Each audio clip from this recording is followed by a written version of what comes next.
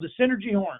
This ain't your daddy's point source. One of the things that we talk about a lot in-house is how people tend to want to make, they want to equate with a broad brush. It's a point source or it's a line array. Well, we're going to, hopefully we're going to click on this. So it's our 15th anniversary. We are elated that we've been blessed to make it this long. And as I say at the bottom, we want to make trends. We're not interested in following them. When Tom and I first started the company 15 years ago, one of the things I charged him with was I said, I don't ever want to make a Me Too box. I don't ever want to make something that's just like whoever's Horn 15, Horn 12 combo. That's never been what we will do. And that's our commitment, always moving forward.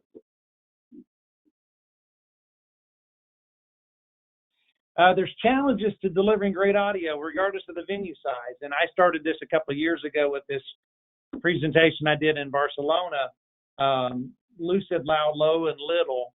And I'll try to just run through this because ultimately we want your feedback. But I think you can pretty well melt it down to this. It's got to have enough bandwidth, enough intelligibility. The size has got to be appropriate from the standpoint of pattern control, but also it's got to be small enough so that we don't pick a fight with the sight lines. Patrons have now grown to expect their experiences to rival their home theater or their car or their commercial cinema. Certainly public address, limited bandwidth, voice only stuff is no longer tolerated, and the STIPA criteria completely exceeds that. Nor is concert quality rock and roll. We sort of do that tongue in cheek around here, where people can meet the low and the loud, but the intelligibility and even the little side suffers. So the core of what we do to meet those criteria is everything is the goal is to have a single source of sound coming from the loudspeakers, which means effectively everything comes from a single location.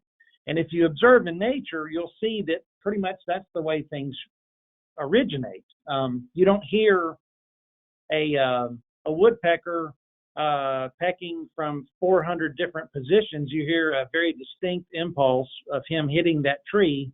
And yeah, it may reverberate some, but it's a very distinct arrival. Whereas most loudspeakers that we see being built or offered have a lot of time issues because they're originating from multiple points. And this can be a point source box, or it can be a line array. So we came up with this little conventional point source, which honestly it's a simple dumbed down approach, but you typically have the separate sources because of the fact that everything's not within a quarter wavelength of its neighbor.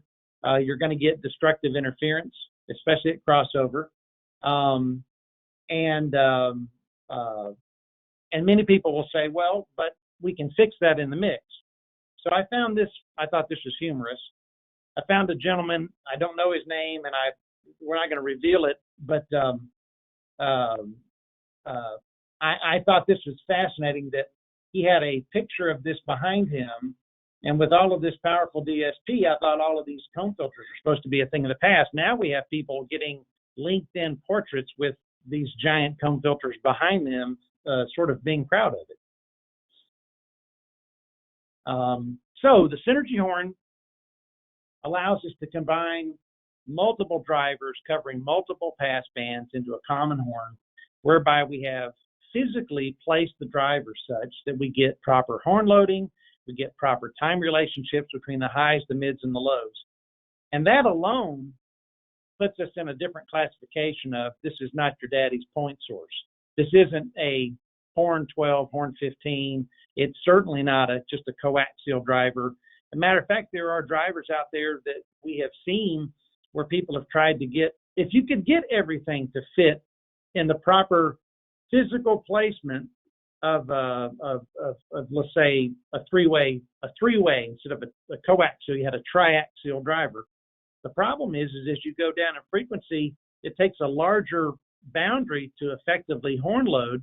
So if it all started at the HF section at the back of the small end of the horn, it's in the wrong place for horn loading.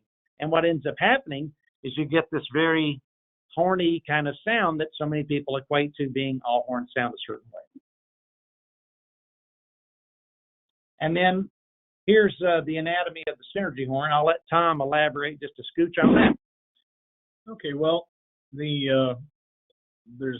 horns do two basic things. They can produce directivity and they can produce an increase in efficiency.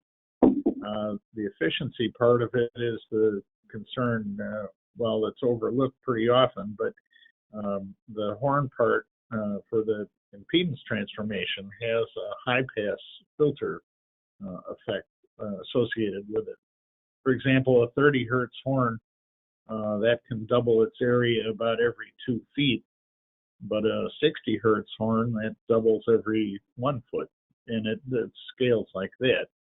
So if you looked at the conical horn like that, excuse me, what you see is at the apex where the HF driver is, the expansion rate is very rapid and would not load a low frequency or mid frequency driver. But as you move further down the horn, the expansion rate is slower. In fact, like for the next range would be where the mid-range drivers can couple in. And then further down the horn, the expansion is even slower, and you can have low frequency horn loading. So the idea is that you're treating this one horn expansion as a single acoustic passageway, and you're driving it in several locations where the horn is active in that frequency range. I guess you'd say the whole point was to have it radiate as if you had a single full range crossoverless driver, except with the output of a horn and pattern control of a large horn. Okay. So if you make, and Tom and I, we've been, gosh, we've known each other for 25-ish years. Started the company 15 years ago. So we've talked about a lot of things over the years. Yep. But one of the 4 criteria is little, and you have to have, and you hear from folks with, especially in the rental staging world, they'll say, oh, but we have to have something that's scalable.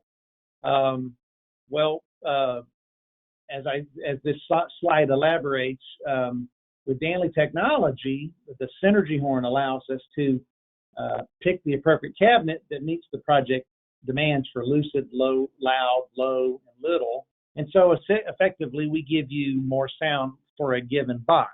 And here's some examples of that really does put us in a completely different classification. I don't know of another manufacturer. Lots of guys will reference, oh yeah, well, what about Function 1 or Turbo or KV2 or whatever? And those are all great companies, and we all wish them well. And I don't say that in a condescending manner at all. I am heartbroken for the amount. One of the first people I reached out to when this whole COVID thing hit was my buddy Ralph Hines at Rinkus Hines. And because I'm genuinely concerned, I don't want to see other manufacturers hurt and in some cases go out of business because of this. And we're competitors and we want to play the game to win. But at the end of the day, we're much more concerned about people than we are product. Anyway, so here's what makes us different. So this slide's going to show you an SH62. And Todd, I know Todd, I think Todd Michael's on here. Yorkville, great company. Our friends up north. That's essentially a Paraline, right, Tom? Paraline lens and the combiner that Tom came up with is something that Yorkville licenses from us, and we have product in Danley that also use the Paraline. But that's 10 drivers, including 2 HFs on a single cabinet. Now we're going to go up in quantity. So here's the J6 that has 24 drivers, including 8 compression drivers. Then we go to the J2, which is 44 drivers, including 12 compression drivers. And again, I don't know another manufacturer who does this. The fascinating thing about this genius sitting beside me is several of these cabinets use different approaches to combine, correct, Tom? Yep. So the J1 is not the same as the J2, is not the same as the J2. Yeah, the J1, that was certainly the hardest one, though. It seemed like it was going to be easy to do at the trade show, and took several months to figure out once we got back. So right. So and then we so far the culmination of transducerdom would be the J5, the Caleb, which has 108 transducers, including 64 compression drivers. There are new models coming that are kind of between the J5 and say the J7 that are going to give you incredible density in very small packages. And one of the things that's worth pointing out too, I think, or stressing again, is that all of these cabinets radiate as if they had a single driver, even though obviously they have a bunch of them in some cases. Yeah, well, and probably the craziest demo we've ever done was when we took the Caleb and paralleled all 108 drivers. I even rigged up an NL8 quad or double to 1/8 inch. Yeah, that was funny. Yeah, and I plugged my iPhone into it, so we used a tiny amount of power, and it sounded amazing, really. Yeah, the neat part about that demo at the trade show is that we had people walk up, and you could literally step inside the horn mouth and move your head up and down, and you could still, it still sounded like there was only one source of sound somewhere down the horn. You couldn't hear any individual radiations. All right, so it's fine to say, well, you got driver density, but if you don't have pattern control, if you can't confine the energy to a given plane, then you run into some of the problems that quite honestly we see happening a lot with very popular designs. So this is a slide that just elaborates the larger the horn, the lower the pattern, the lower the frequency at which it will maintain pattern control. And for a given size, a wider horn will give you lower pattern control. It's why the SM100 is so popular. It has maintained a decent amount of pattern control all the way down to 250 hertz, even though it's only 8 inches deep. But it's like 150 degrees conical. Mm-hmm. Yep. So here's an example of something that I'm still just blown away by. This is the first true synergy horn that we did 15 years ago, roughly, probably 14, 15, the SH50.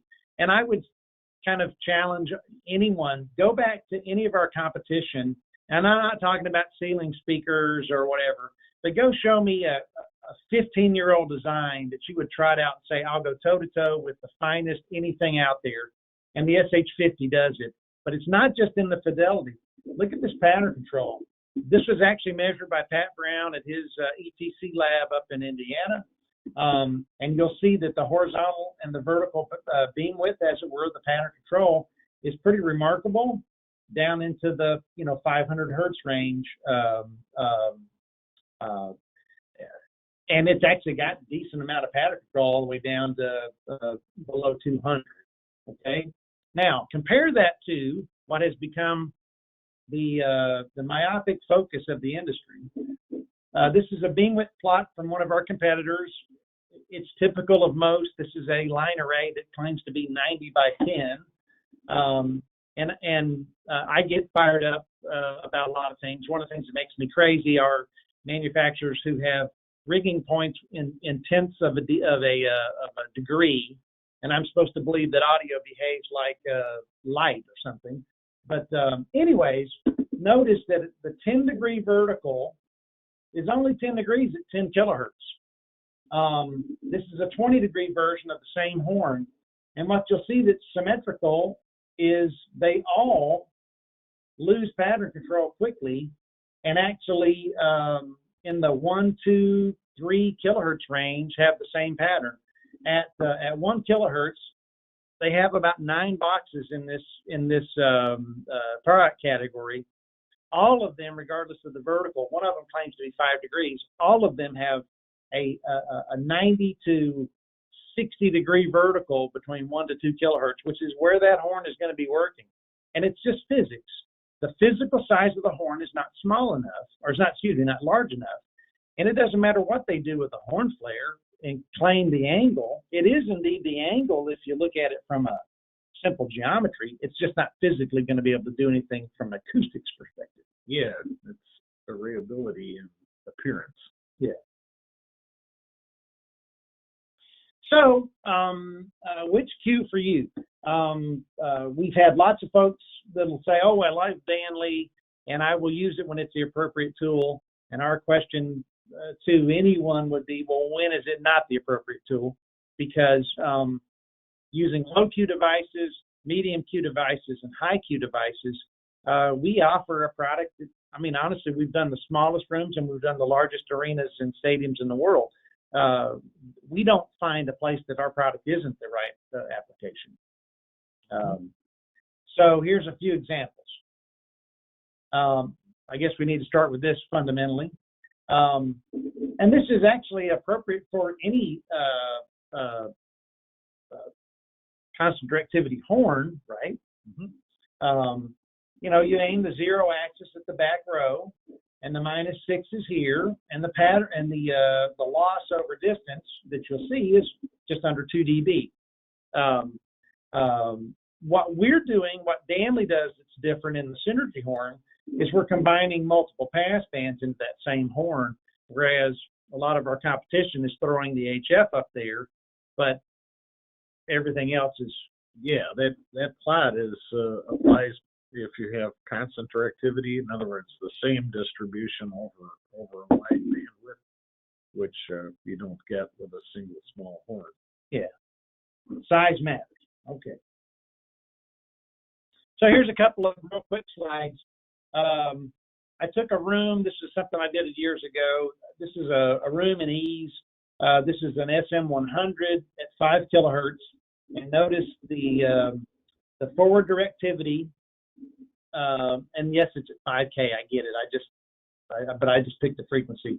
So the room is 98 feet deep. It's got a 30-foot. The chancel. I think the listening plane's actually 90 feet. But as we progress along, so that's an SM100.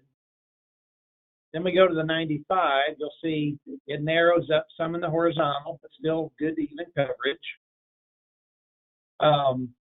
Then we go to the 69, turn 90 degrees. More pattern control because it's physically larger, and you have more output. And then we get to the SH96. Again, more output, greater directivity because of the physical size of the horn.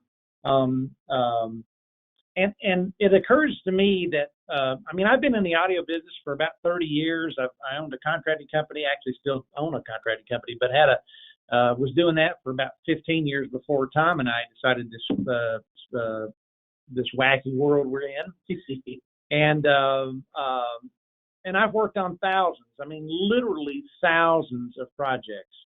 And it occurred to me the other day, if you applied the same approach to microphones that you do to loudspeakers, it would make sense, because if you go in and try to put mics everywhere and you violate the 3D sub S rule, you pay a price. Yeah. You get that, you get all the comb filtering, it sounds like garbage. And the best thing you can do in many cases is turn most of the mics off, right? It's simple stuff. Yet, somehow, on the other end, we're supposed to believe that we can go in and put speakers everywhere and somehow we fix it. And it honestly just doesn't add up. Yeah, it's contrary to Hopkins-Stryker equation too. Yes. Simpler sources, more directivity pointed at the people. What a concept. It's just a simple fellowship hall with 4 100s. So we'll kind of tag on. This is a few things about Mercedes-Benz. It's not so much about Mercedes-Benz as it is when people say, well, as long as yours is the appropriate tool, we'll consider it. Mercedes-Benz is a project that, I mean, honestly, most guys in our industry would never be blessed to be a part of, because there's only 32 NFL teams. There's not that many of these giant stadiums. But I'm just going to give you, we got hired to, and it was a bizarre deal. The consultant actually gave us the charge to design the system for Mercedes-Benz, which was, it was interesting. I thought that's what the consultant was supposed to do, but nonetheless, it was the largest model ever used in Bose Modular, ever created in Bose Modular, rather. We actually worked in Ease, Bose Modular, as well as our direct program. So I'm going to show you some pictures. So this shows bandwidth and intelligibility. Now, this is a 50-yard line cluster that's turned on. This was done in Ease. And you can see this looks like I almost taped this thing off to get good coverage. My vertical is is good. My horizontal is exceptional. Then we took the same cluster locations that we had been told that was being considered from another manufacturer, which was a line array, 16 cabinets, and you can see that it does exactly what the line array does. Those 16 boxes this is at 2 kilohertz, get quite narrow. So now my front or top to bottom is not nearly as nice as it is with the Jerichos. And yet look at this spraying to the extreme sides. That's 100 yards. That's 80 some odd meters, right? Of energy going in places I don't want it to go, which is detrimental when you have a room that's got a 15-second RT60 at 100 hertz. Okay, so which one does the better job? It's all about the base, right? Well, gosh, this has got to be the better solution. It handles 56,000 watts. Well, the problem was ours only handles not quite 10%, 6,800 watts. But we get louder, we go lower, and we also have better pattern control. So check this out. I think Ivan actually created this model, possibly, but this is done in JBL's program. So this is at 80 hertz. You take those 16 subs, you stack them the way they were told us to do it, and check it out. And if you're a Young Frankenstein fan, you'll get this joke. Back lobe. What back lobe? It was specifically to a hump with Marty Feldman. But it's funny how the manufacturers take their displays and crop them, because there's just as much energy going out the back of this as there is the front of it. So there wasn't inherently a bunch of forward directivity. You could say, well, but it narrows in the vertical. Indeed, it does. But a bunch goes out the back. Yep. You say something, Tom? So how did our approach work? We're using a pair of BC418s stacked, so it's acting as one block. So here you see, and this is also at 80 hertz, you see how well this adheres to that listening plane. But you might say, oh yeah, but Mike, you're not showing the energy coming out the back. Well, here's the energy coming out the back. And notice that pair of BC418s as a block of, it's 10 feet tall, 3 meters tall. Notice how much forward directivity we have. So we're not energizing this giant vault of a space up above us. And the result is better directivity all the way down to very low frequencies. So here's the summary. This was done in modular. 128 cabinets, full range, and 128 subs, weighing 28 tons at a retail cost of just under $3 million, which did not include all the labor, amplifiers, cabling, electrical work, etc. And the best we could get out of this, and I think Bill Johnson is on this call. Bill did the yeoman's share of the work in modular for me. it was under a 0.4 averaged STIPA, and to get anything close to the 5 was going to cost a bunch of money, several $1 million. So we took the exact same room and just changed loudspeakers. And here's what the Jerichos did: 16 Jericho horns with 4 SH62s to cover the corners, and these BC418s weighing 9.7, so it's about a third the weight. It's about a third the money, and yet we got a 0.5 without the acoustic treatment. And you might say, well, hey, predictions are cool, but how does it actually perform in real life? Well, I'm glad you asked. So here's this is us. We actually used the NTI, not the SL1. Anyways, we did Studio Tools, we did NTI were the 2 platforms we did STIPA with, and they all agreed, so it all cross-correlated. But we did hundreds of locations, and here's a summary.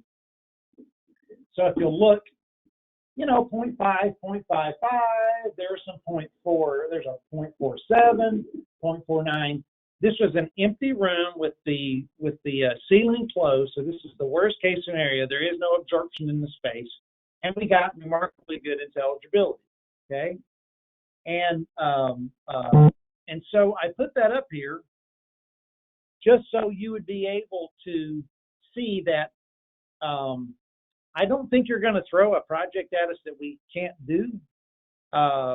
We've done the largest, most complex systems like this, and we've done thousands of smaller ones. Like heck, this is an enigma compared to the vast majority of the world. Yeah. So what's next? We are further developing the Synergy horn throughout our product lines, and yes, Ian specifically, we are making more subs. Yay! We will be introducing new technologies, and we will be addressing completely new markets very soon. I'll give you a nice big tease. Tom's had a couple of breakthroughs, one of which I think could be the biggest breakthrough he's ever had, that we think is kind of the sky's the limit. Well, it's very promising, and at least so far it works. So yeah. So stay tuned. The next 15 years, we do believe are going to be even more amazing. And most importantly, thanks for helping us make this dream a reality. Because Tom and I, we never get over the fact that we got people who trust us. Because and I hope and pray that you guys hear that in the way we behave as a company. We want to give you better product, but we also want to be better people. We want to give. I said when I started Danley, I said, well, if we're going to do this, I want to create the company that I, as a contractor, would say, I'll let go of everybody, but I'll never let go of those guys, because we want to be that company. And with that, Josh, I am done. So, do I hit pause sharing? Hey, Josh. Oops, it's over here. Josh, you there? Josh must be on Windows 10 also. No, Hey, that magic mute button always sneaks up on you, So okay, yeah,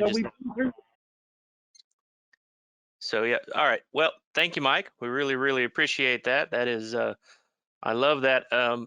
It always is fascinating to me when you relate what you've done from a design standpoint, working with the tools you have available. You mentioned on that particular project, you worked in 3 different platforms between Bose Modular, Ease, and the Danley Direct software, and we're able to you were able to calculate really, really closely what the actual STI was going to be in that room.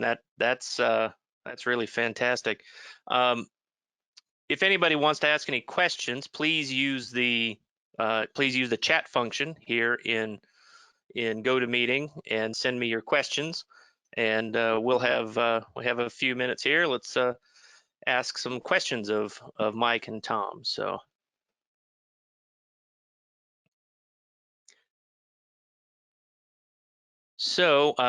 Kim was just asking, perhaps we could take a minute and explain the difference between the SH and SM series, and also how both of those are different from the SBH. Obviously, there's some fundamental differences between those cabinets. So if Mike, you and Tom want to take a second to touch on that, we'd all like to listen. Sure, absolutely. I'll give you a little insight into how things get created here. Tom is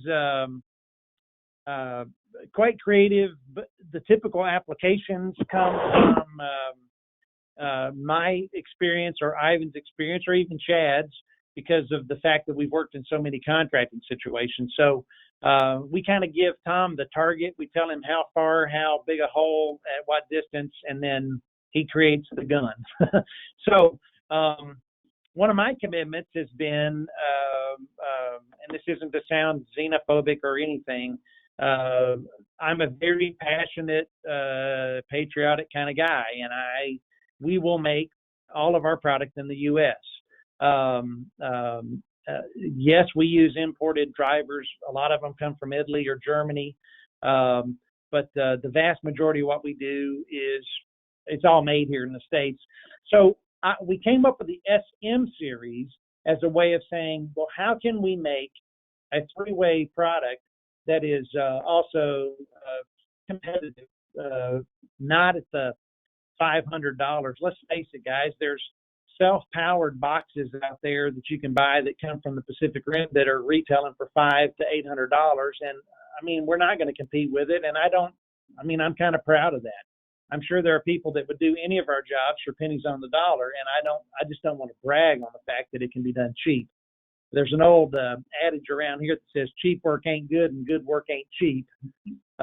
Anyways, so the SM 60 and 96s came from the idea of how could we make a more cost-effective synergy horn, still maintain a three-way, still maintain pattern control, all the other criteria that we talk about, and it was going to a molded horn.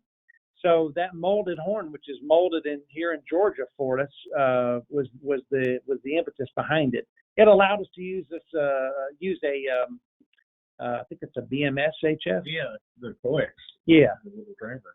So it gives us some really nice top-end response that I think is kind of unique. So that was the impetus behind it. All of the other boxes, like in the SH series, we try to make that.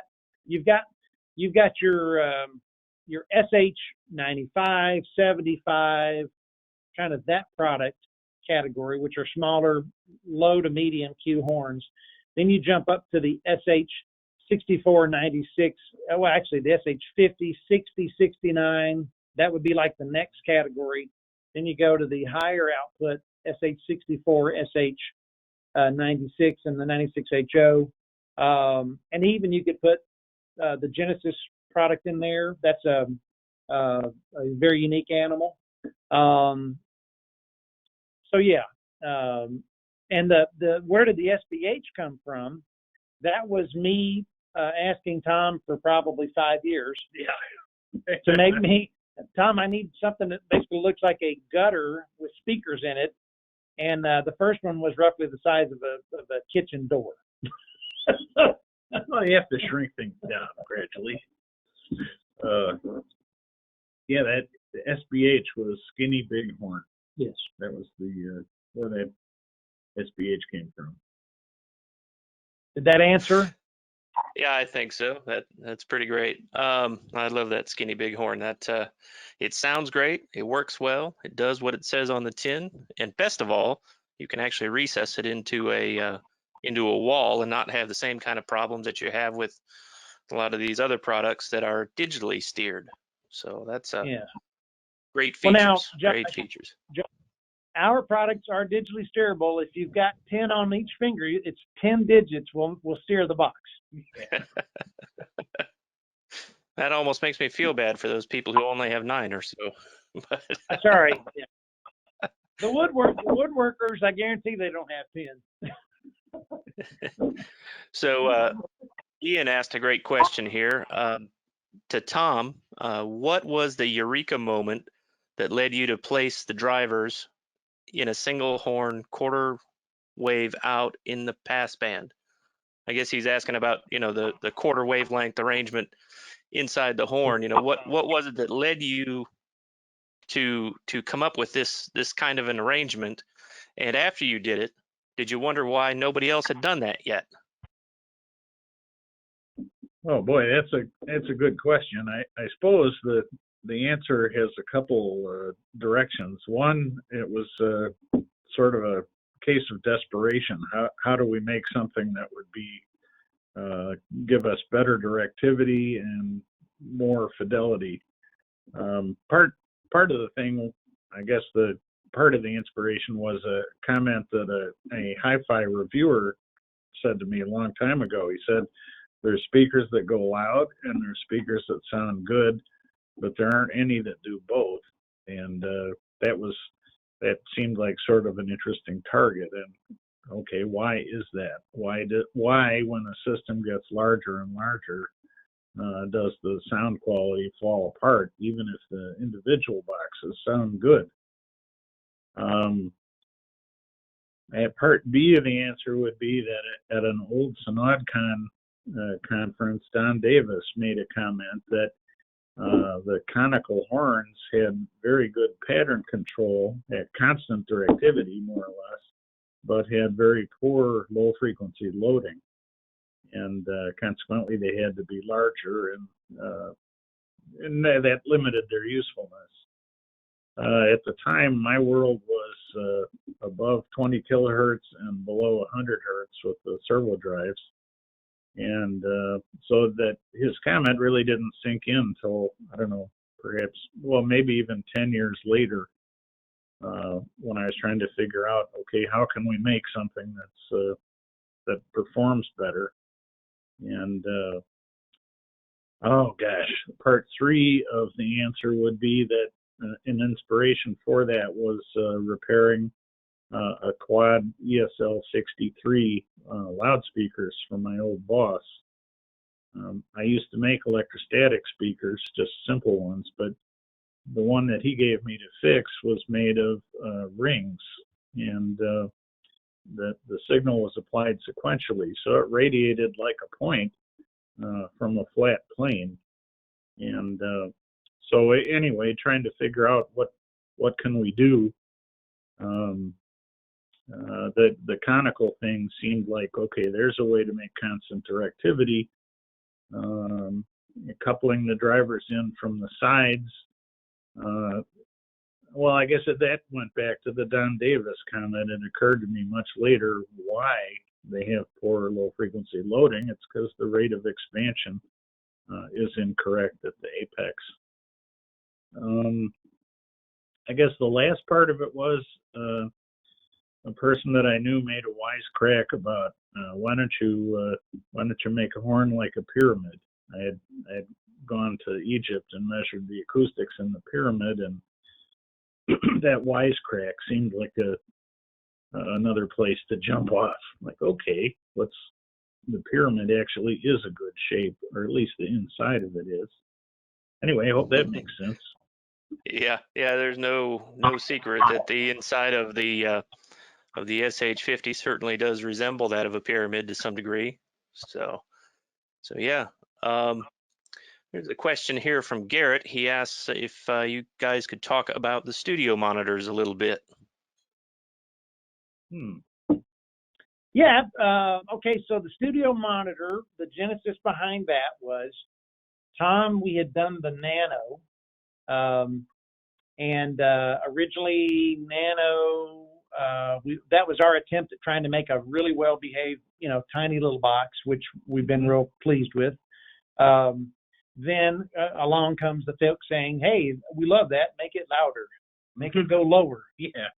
So we came up with a couple of other ones, and Tom had the idea of doing something with that coaxial driver that was kind of like what we were doing with the SBH as Yeah. far as the driver.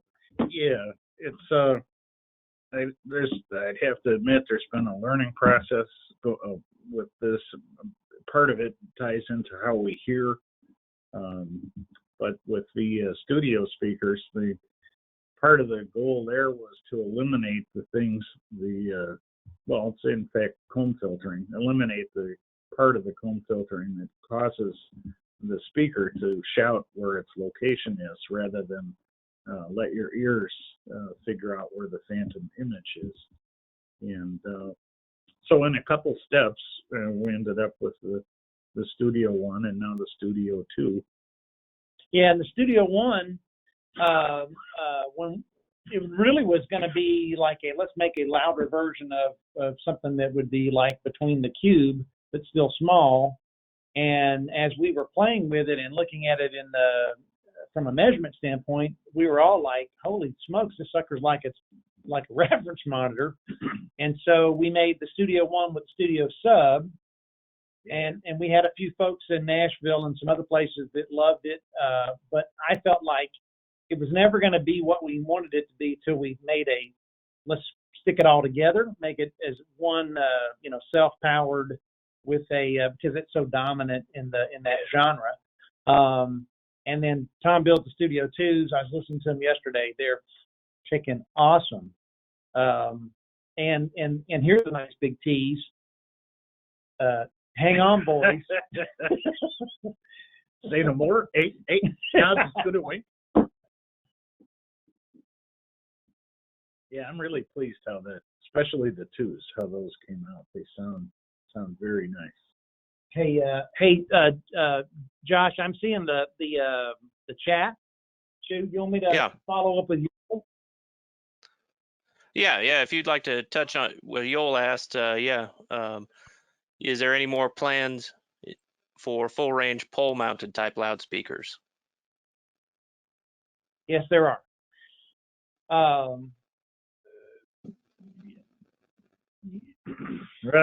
Yes, there are. Yes, there are, and that's the answer to that. Much to talk about. So Abe asked right here, why do you prefer passive crossovers? And I assume he's referring to the concept that these days, we sell amplifiers that have DSP in them. DSP is easy to come by. Why put all the work into the passive crossovers when you can just process with DSP? Well, that's now DSP and active crossovers are very easy to implement. When we started, they weren't. And one of the things that the Synergy horn design allowed you to do was to make a passive crossover that had less or essentially no phase shift like a normal crossover system would have.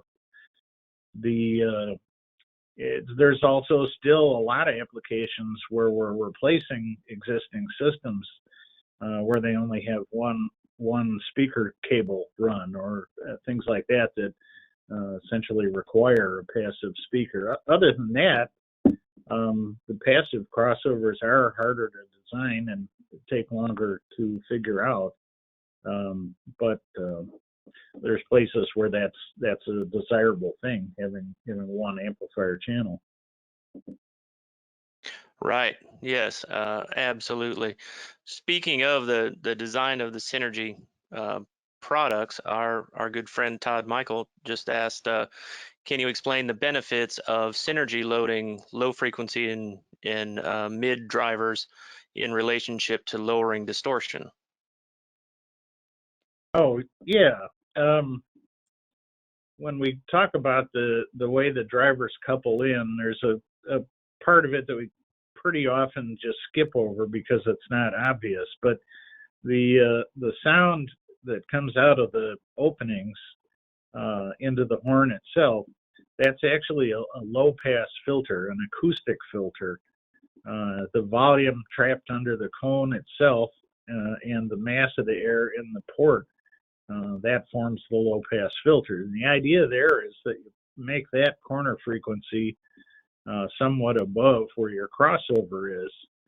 And then the harmonic distortion that the drivers always produce some, that is always a multiple 2, 3, 4, 5, 6, whatever times the input frequency.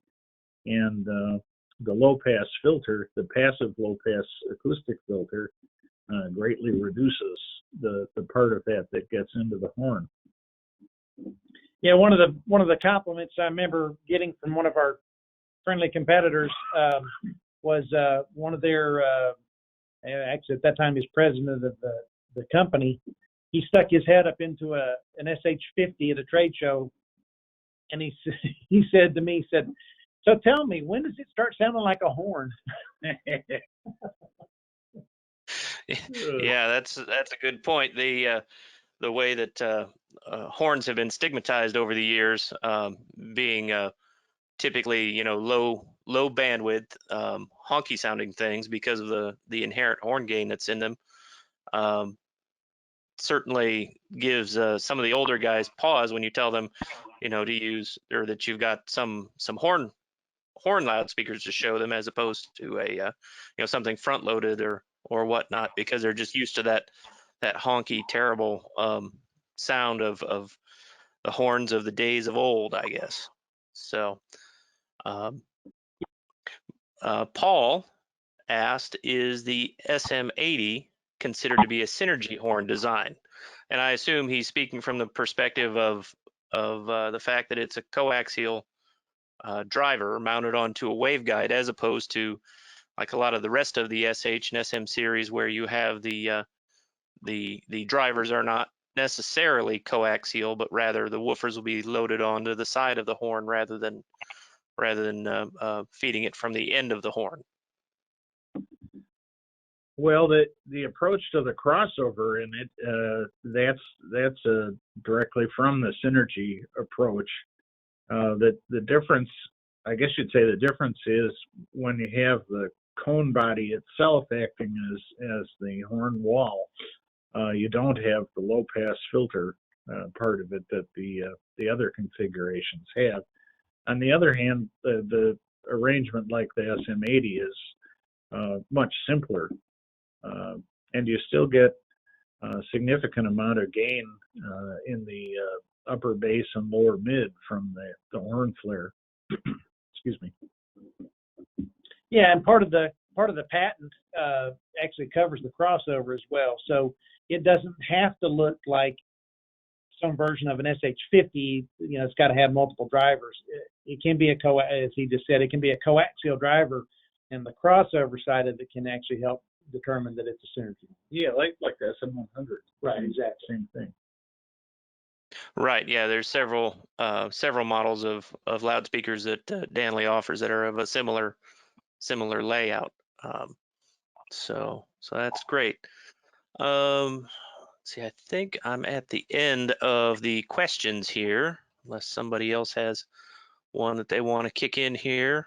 Let me just browse up through the list and look here. Oh, well, here's a Cooper threw a good comment in here about we may want to speak to the fact that we do make the big boxes that we had been talking about, like with the stadium projects and whatnot, but the same technology exists in the smaller products like the Cube and the Nano and even the smaller SM series products.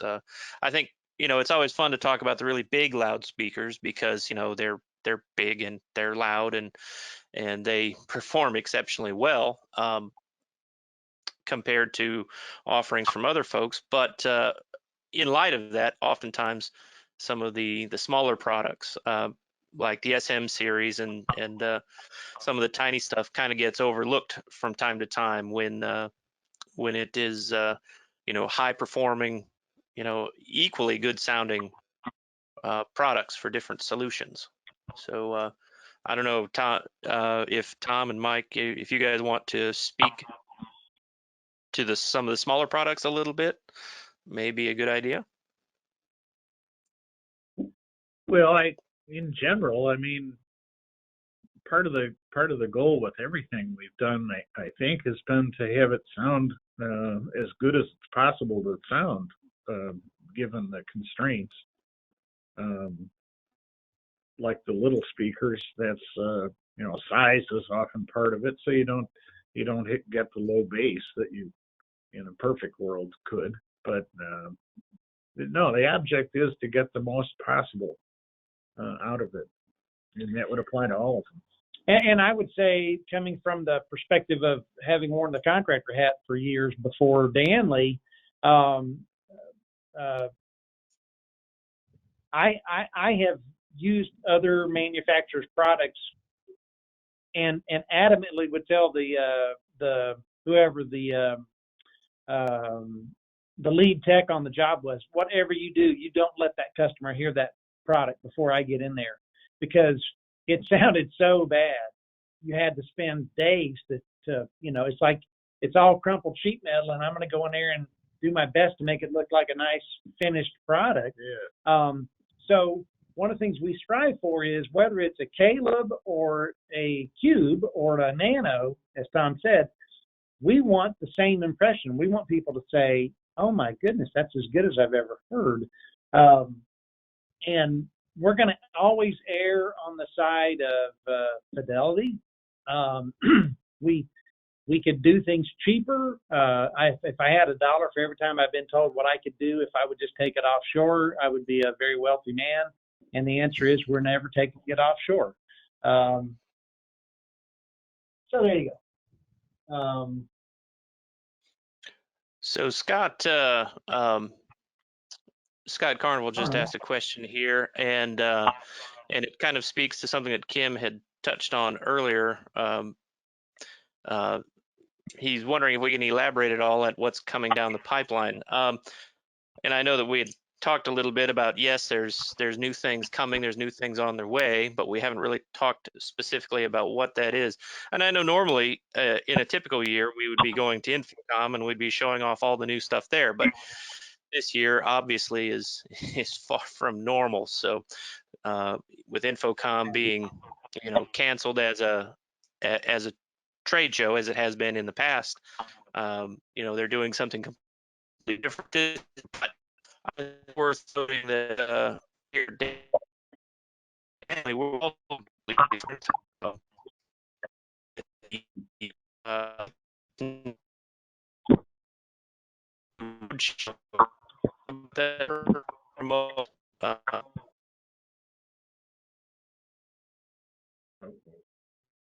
Well, we got lots of digital funk on that one.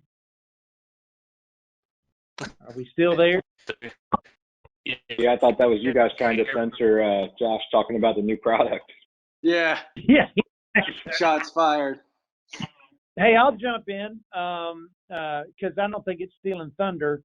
The J7 we introduced last year and has been the most successful Jericho we've ever done.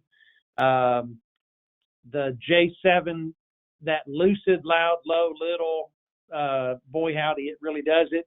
Kind of throw a little tease back towards Joel. There's going to be a Jericho coming that's going to be smaller than that. Still, we think it'll be the loudest sound on a stick thing that's ever been created. But the J7, we've already developed the downfill. We've already developed the sub that goes with it. We've already, all of the integrated rigging hardware, all of that stuff is in full development.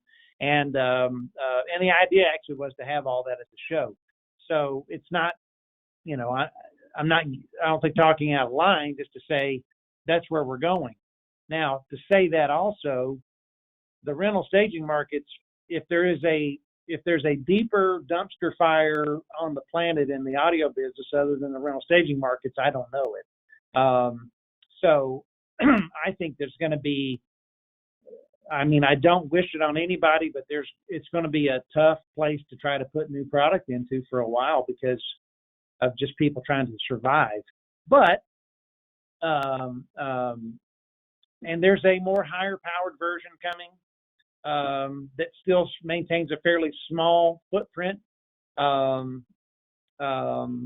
have said countless times, better way of putting it, that if you think that you are hitting Danley, you have shot where we were, because we are always moving, and we will never stop as long as I'm the chief steward in charge. And I've had people ask me, why on earth do you guys keep making new product? It's because we have great ideas, and I'm not burying them.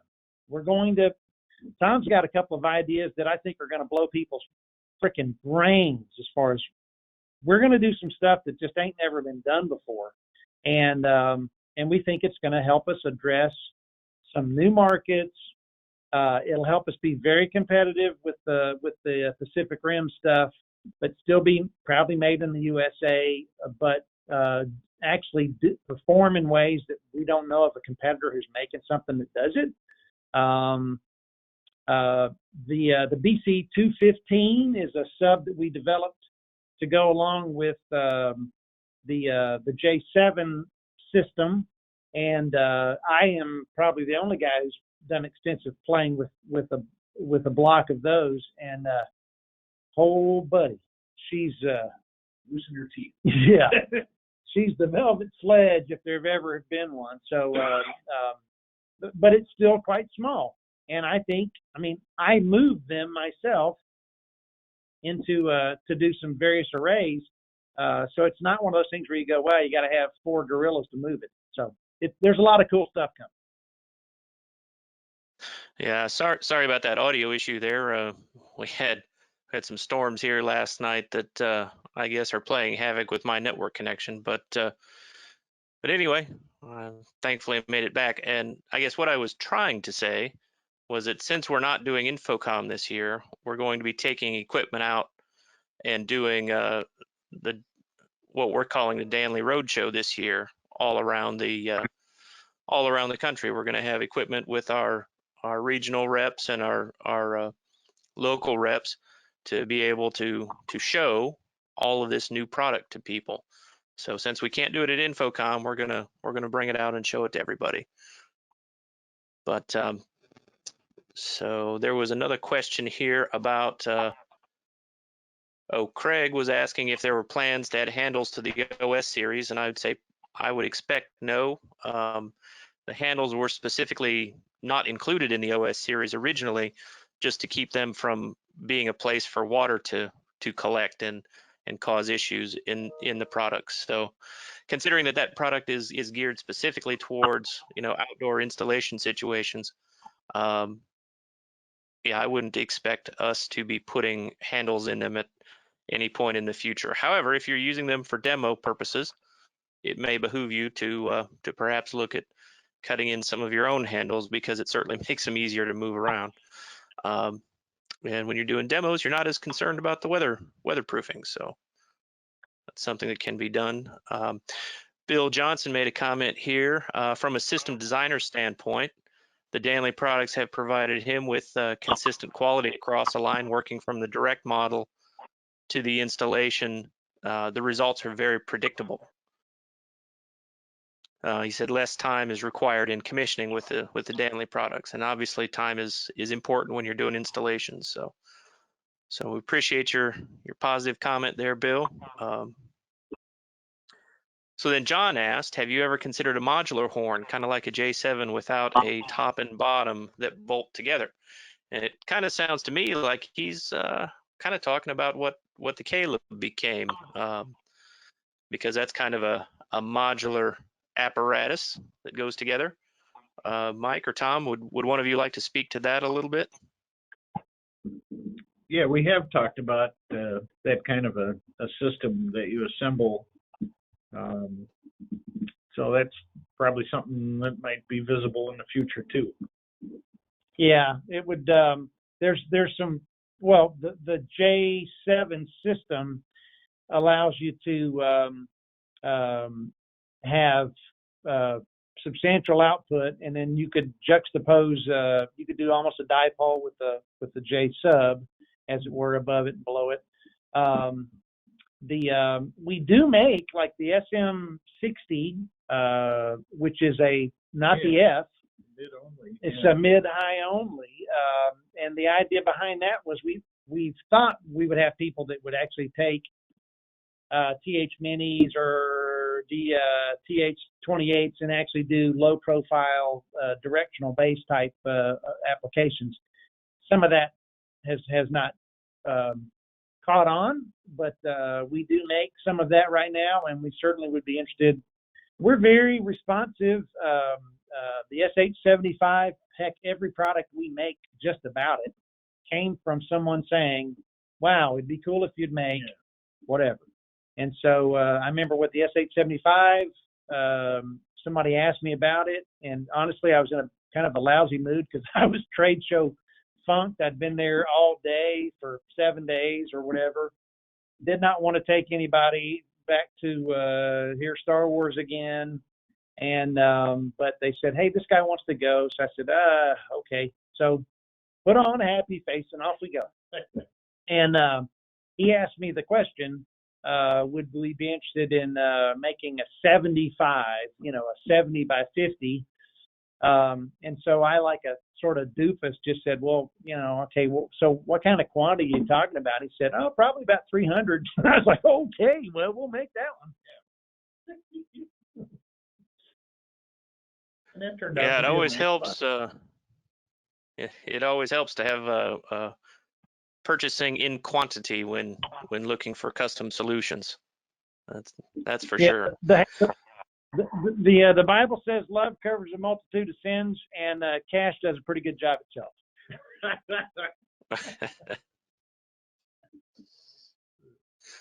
So Abe is asking the question: is there a downside to making the horn bigger on a Synergy, like an SH46 that could hold its pattern down to 200 hertz? No. Bigger is, as far as pattern control, bigger is better, and there's no downside acoustically in the horn once you're following the rules. And you can do horn flares, which Yeah. is what we do with the Caleb. It's actually got extensions. Right. Right. Yeah, the Caleb actually comes in what, four pieces, if I remember correctly, right? Yeah, there's two. You got the two engines that create the big giant power, and then you have two horn flare extensions. Yeah, that fasten onto the front. So yeah, it all goes together as kind of like Legos, I guess. So that's good. Hey, Well, what's that? That's a new what? I said that's our new fastener. Lego. Legos. They click together. Hey, watch out. You don't want to impinge on their Trademark, my bad. But anyhow, so if nobody else has any questions, we might go ahead and wrap this up. See, we've been on this now for just a little over an hour. But Ivan mentions the downside to a larger horn is size and weight, but performance would always be better lower. Yeah, that's a good point. Like Tom said, bigger is always better when it comes to horns. The larger it is, the more directivity you can get out of it. So it's important thing to remember. But all right, well, next week we'll have Chad Edwardson here at the Fireside Chat to talk with us about direct and modeling with direct and some of the things to look out for and pitfalls and whatnot. Things like so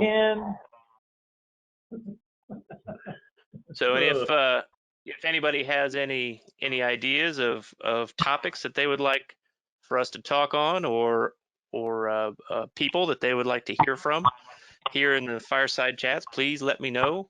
I'd be glad to chat with everyone, because obviously we would like to share stuff that you want to learn about, and not just whatever random things we can come up with. So I know I always love hearing Tom and Mike talk about the Synergy horns and where some of this stuff came from.